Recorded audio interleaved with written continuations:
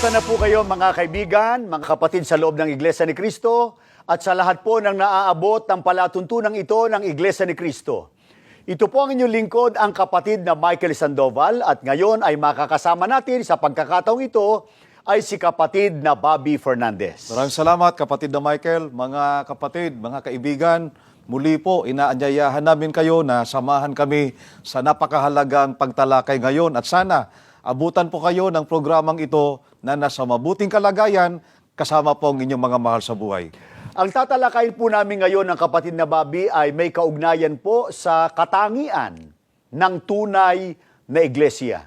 At sana kapatid na Bobby, yung mga sumusubaybay sa atin, ng mga Katoliko, huwag silang maghinanakit o magdamdam sa atin, kundi sana maging bukas ang kanilang kaisipan, ang kanilang puso para timbangin nila sino ang nagsasabi ng totoo, sapagkat pagka ang ating doktrina o aral na sinasampalatayanan at sinusunod sa halip na nakabatay ay labag pa po sa Biblia, hindi po tayo makakarating sa kaligtasan at sa tamang paraan ng paglilingkod sa Panginoon Diyos. Kaya nga, nung may programa itong mga Catholic Defenders, kapatid na Bobby, ano ang sinasabi nila na mga di umano ay katangian daw, components ng Iglesia Katolika, kaya yun daw ang tunay na relihiyon? Meron daw 3 components ang true church. Panoorin po natin sila. Kaya nga may 3 components. May church triumphant. Nasa heaven na yun. May church suffering sa purgatory. Naghihintay lang yun. Sa ano na sila? Antechamber na sila eh. Tapos the church militant here on earth. No? So talagang doon mo makikita that the church from the mind of Jesus is universal because it encompasses heaven and earth. What can be more Catholic than that? What can be more universal than that? Yan ang sinasabi nila kapatid na Bobby at mga mahal namin sumusubaybay. Ang tunay na iglesia raw po, yun ang Iglesia Katolika, yun daw po ay Holy, Catholic, Apostolic at may 3 components. Church triumphant, church sufferings at church militant. Pero doon sa dalawa tayo magfo-focus kapatid na Bobby. Mahalaga pong tanong, mga kaibigan, bakit po may aral ang Iglesia Katolika tungkol sa di umano ay church triumphant at church sufferings? At ito bang paniniwalang ito ng Iglesia Katolika ukol sa mga taong namatay? Yan ba ay naaayon sa Biblia? Dapat ay maintindihan ng lahat na ang aral po ng Iglesia Katolika, meron daw pong 3 estasyon na maaring patunguhan ng mga tao pagkamatay. Pakinggan po ninyo ang pahayag po ng kanilang aklat, siya ang inyong pakinggan, ang aral na Katoliko, isinulat po ng isang pari, si Enrique Demond. Ang 3 estasyon pagkamatay ng katawan ng tao, pagkamatay ng ating katawan, ang kaluluwa natin ay haharap agad sa hukom na si Jesucristo upang ipagbigay sulit niya ang kanyang mga gawa. At ayon sa kahatulan, siya'y mapaparoon sa langit, sa impyerno, o sa purgatorio.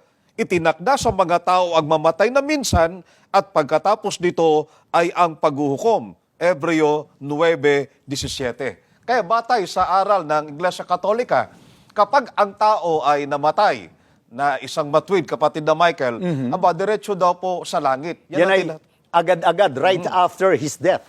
Yan ang tinatawag nilang church triumphant. At pagka naman namatay na masama, ay tuloy po sa impyerno. At kapag ang namatay ay meron daw pong kasalanan na dapat pang linisin, ay dadalhin daw sa purgatorio. Yan ang tinatawag nilang church sufferings. Na ito, di umano, ay panggitnang kalagayan, kapatid na Michael. Teka muna, doon muna tayo sa, at marahil ito rin ang itinatanong ng ibang mga sumusubaybay sa atin. Tayo ba ay tutol, kapatid na Bobby, na talagang merong tao na umakyat agad-agad o karakaraka sa langit? Tayo ba tutol doon? Hindi tayo tutol dyan, kapatid na Michael, sapagkat mga mahal na taga-subaybay, meron pong pinatutunayan ang Biblia na 3 taong nakarating na po sa langit. Ang isa po noon ay si Enoch. Mababasa po natin dito po sa Genesis 5:24. At lumakad si Enoch na kasama ng Diyos. At di siya nasumpungan sapagkat kinuha ng Diyos. Sa mga katwid, si Enoch ay kinuha o dinala ng Diyos sa langit. Ang isa pa, kapatid na Michael, kagaya na nalalaman ninyo, ay si Elias na Tesbita. Yan ay sa panahon na ng mga propeta. At mababasa naman natin dito sa Ikalawang Hari 2:11. At nangyari, samantalang sila'y nagpapatuloy at nagsasalitaan, na narito napakitang isang karong apoy at mga kabayong apoy na naghiwalay sa kanila kapwa, at si Elias ay sumampa sa langit sa pamamagitan ng isang ipo-ipo. Kaya si Elias sumampa sa langit. Ngayon, meron din pong sa panahong Kristiyano, kapatid na Michael, ang ating Panginoong Hesukristo na mababasa naman natin sa Gawa 1:11. Ganito ang pahayag. Na nagsabi naman, kayong mga lalaking taga Galilea, bakit kayo'y nangakatayong tumitingin sa langit?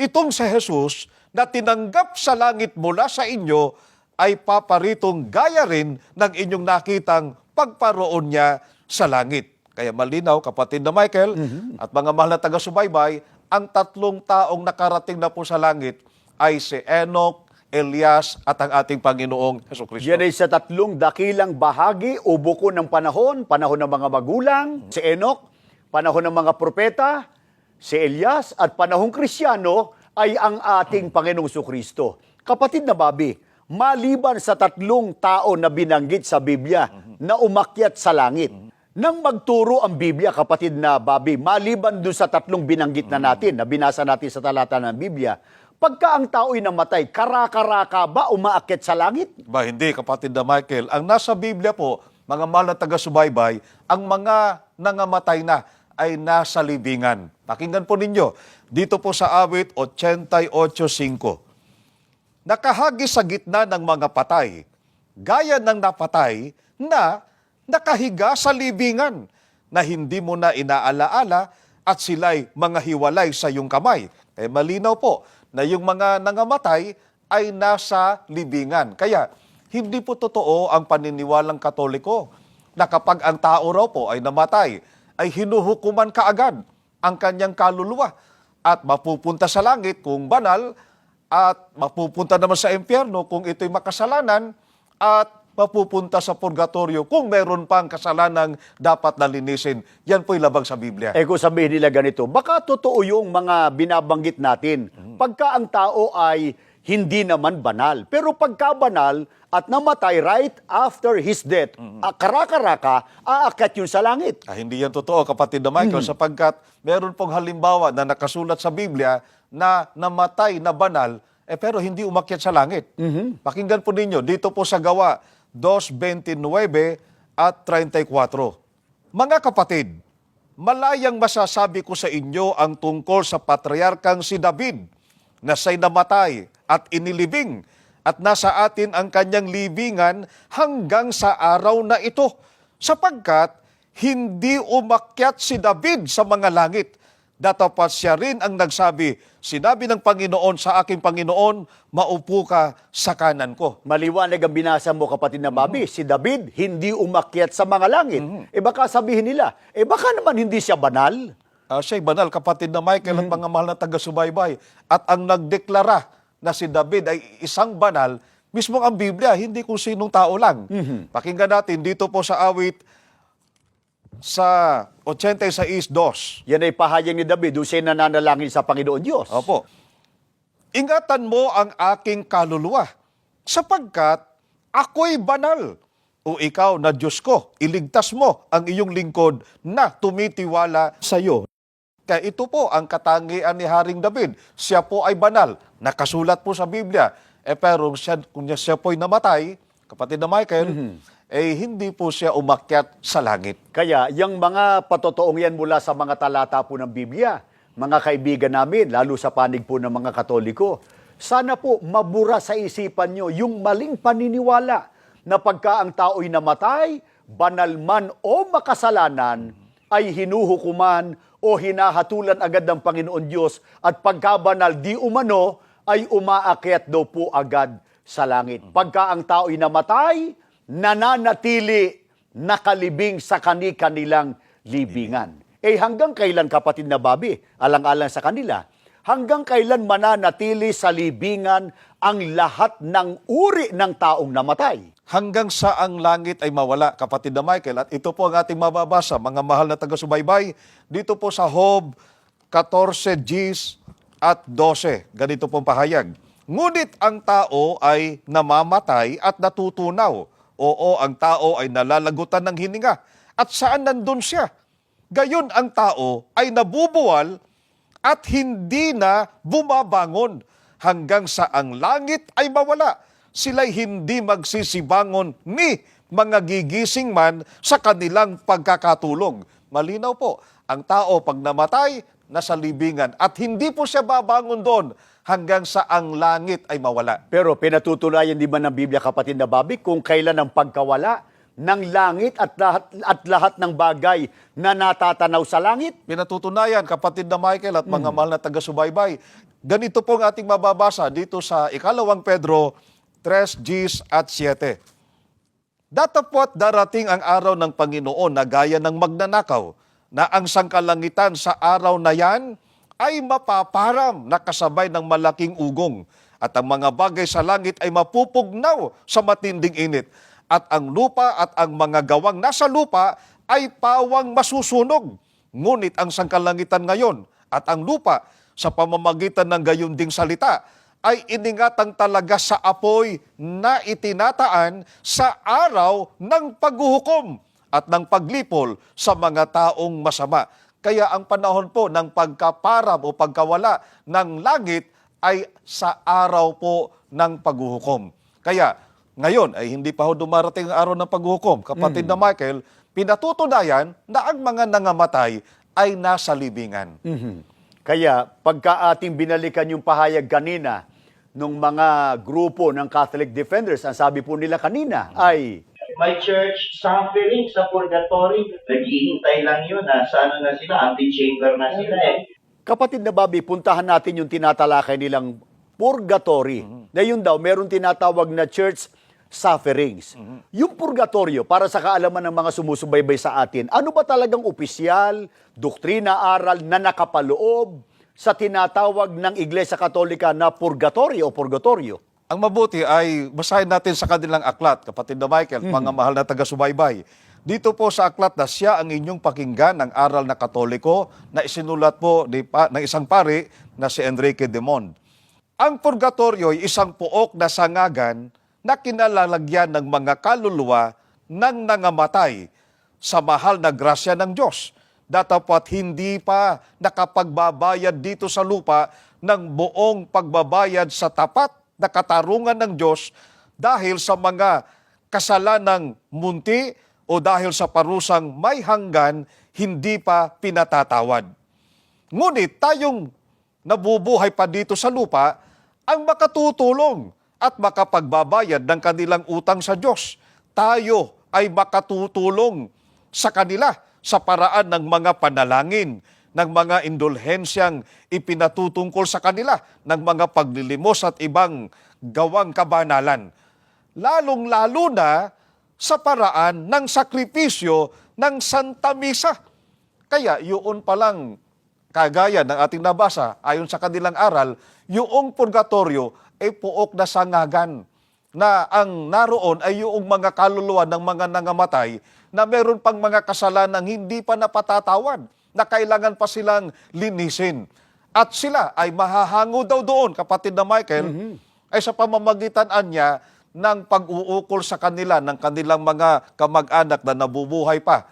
Mag-uukol po ng indulhensya, panalangin, at higit sa lahat, ipagpapabisa po nila. Sa makatwid, para po sa aral na ito ng Iglesia Katolika, yung mga ginagawa po ng mga buhay para sa mga patay, nakikinabang pa ang mga patay, kapatid na Michael. Teka, pagka Biblia ang ating sinangguni, mga kaibigan, ikumpara po natin yung doktrina ng Iglesia Katolika tungkol sa purgatorio, na yung purgatorio, yung mga naroon daw, pagka ipinanalangin ng mga taong buhay, may magagawa pa yung mga buhay para sa mga taong namatay na. Yung aral na yun, kapatid na Bobby, yun ba'y nakabatay sa Biblia? Yun ba'y naaayon sa Biblia? Labag sa Biblia, kapatid na Michael, mga mahal na taga-subaybay. Ganito po ang ating mababasa dito po sa Ecclesiastes 9:5 hanggang 6. Sapagkat nalalaman ng mga buhay na sila'y mga mamatay, ngunit hindi nalalaman ng patay ang anumang bagay ni meron pa man silang kagantihan, sapagkat ang alaala sa kanila ay nakalimutan, maging ang kanilang pag-ibig, gaya ng kanilang pagtatanim at ng kanilang pananaghili ay nawala ngayon, na wala man silang anumang bahagi pa na magpakailanman sa anumang bagay na nagawa sa ilalim ng araw. Napakalinaw po. Ang mga patay, wala na pong anumang bahagi. Hindi na po sila makikinabang sa anumang bagay na ginagawa ng mga buhay o mga nangyayari sa ilalim po ng araw. Kaya sa mga talatang binasa natin, mga kaibigan, mga Katoliko ng mga sumusubaybay sa amin, yung terminong purgatorio, wala po sa Biblia. Yung doktrina o aral na nakapaloob tungkol sa purgatorio, na yung taong buhay ay may magagawa pa para sa mga kamag-anak nilang patay, wala po, di lamang wala, kundi labag din sa itinuturo ng Biblia. Kung sabihin nila sa ating ganito, kapatid na Bobby, wala pala sa Biblia yung termino na purgatorio at maging yung doktrina na nakapaloob sa purgatorio. Bakit merong ganyan ang Iglesia Katolika? Anong pagtatapat ng isang dating pare na umalis sa pagkapare tungkol dyan sa purgatorio? Inimbento lamang. Ano? Inimbento lamang ng Iglesia Katolika ang aral tungkol sa purgatorio. Ganito po ating mababasa sa aklat na I Was a Priest by Lucien Vinay. Ang misa at purgatorio ay mga imbento lamang ng Roma. Ang purgatorio ay inimbento ng Roma noong 593 taon ng Panginoon. Subalit ito'y nanatiling hindi kilalang doktrina sa loob ng maraming siglo. Gayunman, nang ang misa ay lumitaw, ang dalawang pagbabagong ito ng Iglesia Romana ay nagkaroon ng hindi mapaghihiwalay na kaugnayan sa isa't isa. Ang katunayan ay bumangon sa mga kapulungang Romano. Ang misa kaya na ipinalalagay na taglay ang walang hanggang kapakinabangan ukol sa espiritu ay makapaghahango ng mga kaluluwa sa purgatorio. Hindi nagtagal, tinanggap ng Papa ang bagong kaisipang ito at ang panlilinlang tungkol sa misa kaugnay ng purgatorio ay lumitaw. Nalalaman ngayon ng ating mga mambabasa kung gaano ang pagkamal ng salapi sa pag-uugnay ng misa at purgatorio. Wala kahit isang produkto sa daigdig ngayon na naging higit na nasalapian kaysa sa dalawang doktrinang ito ng relihiyon, ang misa at purgatorio.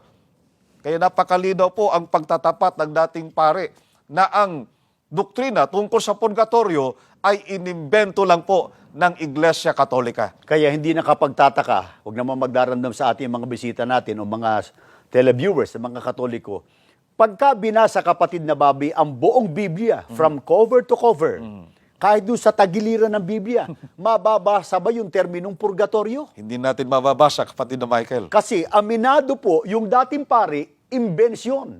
Inimbento lang yung purgatorio at maging yung misa. Bakit inimbento? Wala pala sa Biblia. Bakit kailangang imbentuhin? Anong kanilang motibo, kapatid na Bobby? Diba, dahil ito raw ay malakas na pagkakakitaan. Batay sa isang dating pare, binasa natin kaninang aklat, basahin natin uli. Kaming mga dating pare ang lubhang nakakaalam na ang misa at purgatorio ay mga imbensyon na lubhang pagkakakitaan. Napakalinaw po, wag sanang magdaramdam ang mga kaibigan nating nasa Iglesia Katolika pa. Kaya kung paanong wala po sa Biblia ang doktrina tungkol po sa Church Triumphant, wala rin po sa Biblia ang aral tungkol sa church suffering o purgatorio.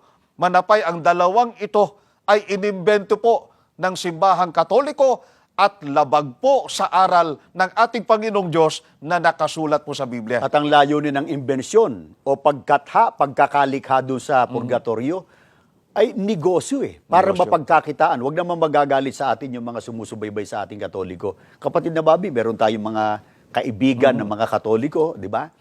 Pagka nagpamisa halimbawa, meron kayong kamag-anak na patay, di ba? Dinala sa pare, pinamisahan. Yung ba libre o may bayad? May bayad yon, kapatid na Michael. At may iba-ibang level o antas ng pagbabayad, di ba? Pagka medyo mahal, medyo mataas din yung serbisyo, medyo mahaba yata yung misa. Pagka wala namang pera, sana wag sila mauupindi. May walang pera isang Katoliko, misa may pagkakataon ng bilis-bilis ng misa, di ba? Yung pagle-lecture ng pare. Kasi nga, depende sa bayad o sa upa. At yan nakikitang-kita nila ng mga kaanib sa Iglesia Katolika. Sila mismong mga buhay na saksi na yan ay nangyayari po sa kanilang iglesia. Eto, halimbawa lang, kapatid na Bobby. Halimbawa, si Attorney Mars. Huwag daw ang itulot ito. Yan, Halimbawa lang. Halimbawa lang yan. Halimbawa lang, ito ay hindi totoo. Halimbawa lang. Si Attorney Mars, halimbawa, namatay siya. O, di ba? Halimbawa, ang pagkamatay halimbawa, wag natin banggitin ko anong pagkamatay halimbawa. Namatay siya, may bayad ba pag kasi ipinagpamisa ng mga kamag-anak niya? Meron, kapatid na Michael. At iba-iba ng level. Merong medyo mahal, merong mura-mura, pagka yung medyo mahirap lang. Oo. Na sabihin natin na ipagpamisa siya ngayon, bago sa ilibing. The next year, siya ba ipagpapamisa uli o hindi? Ay, pagpapamisa pa rin. Nakapagtataka, kaya daw pinagpapamisa para mahango sa purgatorio yung kaluluwa na naghihirap at makarating daw po doon sa heaven o sa langit. Pero hindi ba kayo nagtataka, mga kababayan naming Katoliko? Bakit po taon-taon ay ipinagpapamisa nyo na lang ang mga kamag-anak nyo na nasa kani-kanyang libingan? May pari ba na nagsabi sa inyo, teka, pinagpamisahan ko na yung nakarang taon, tumigil na kayo sapagkat nasa langit na, wala na sa purgatorio ang kaluluwa niyan. Wala hong ganon. Kaya tama yung pag-amin po nung isang dating pare na si Ginoong Lucien Vinay na yung purgatorio ay imbensyon na lubhang mapagkakakitaan. Teka, kapatid na Bobby, ang katwiro ng iba ganito. Kaya raw nila ipinagpapamisa, dumadalaw daw nagpaparamdam. Totoo ba na dumadalaw at nagbabalik pa yung kamag-anak na namatay o nalagutan ng hininga? Yan hindi totoo, kapatid na Michael. Ang katotohanan po ay kung ano yung nakasulat sa Biblia.